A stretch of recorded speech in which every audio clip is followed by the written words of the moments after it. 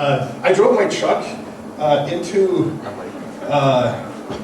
well, remember we had a lot of rain like 3 years ago, and I didn't really drive into a lake. I was trying to drive down Front Street, but Front Street had turned into a lake, and water came over my hood, and my engine stopped, and I was sitting there, and I'm like, and this was a bad time financially for my family, and I was like all stressed out. And so I came into the, I called Justin, I'm like, hey Justin, can you come help me push my truck out of the middle of this lake? And he came down, he was helping me.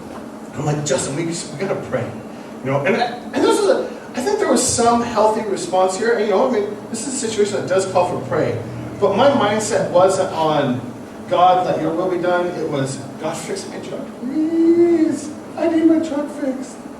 And oftentimes I think we have, and then when my truck doesn't start, I get frustrated because I had this expectation that, well, God, you said you're going to take care of me, and my truck's not working. What's going on here? And there's these unrealistic expectations that we place on God, and that there's a lack of trust. Because you want to know what's funny is, even in something like that, God had a plan that was way better than my plan.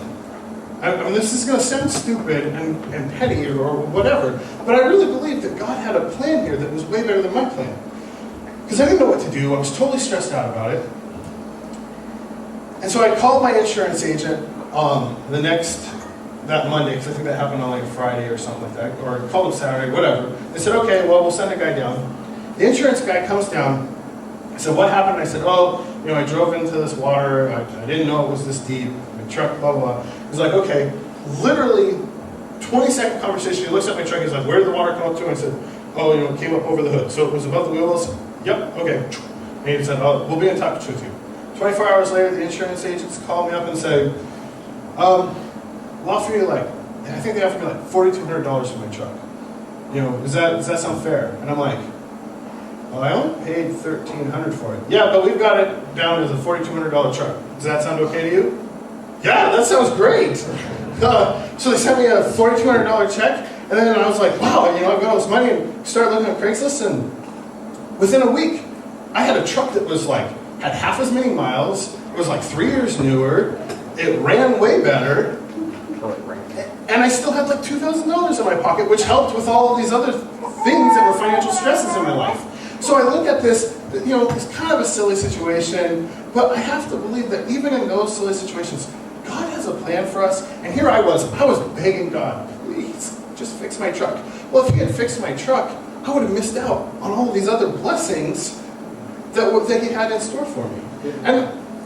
And I know that, it's easy to see financial blessings sometimes like that in a story like that, but oftentimes we'll go through financial hardships and we're not going to see the positive side of it. We're like, God, why did you have me lose my job? And now I don't know, I'm losing my house. We don't see these.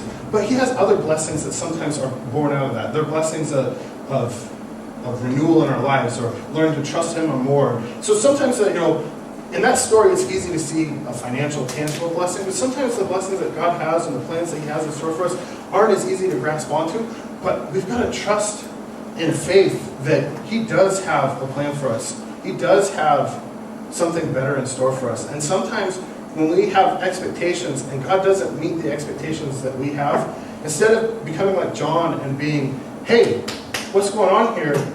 I think we need to take a step back and say, I need to have faith.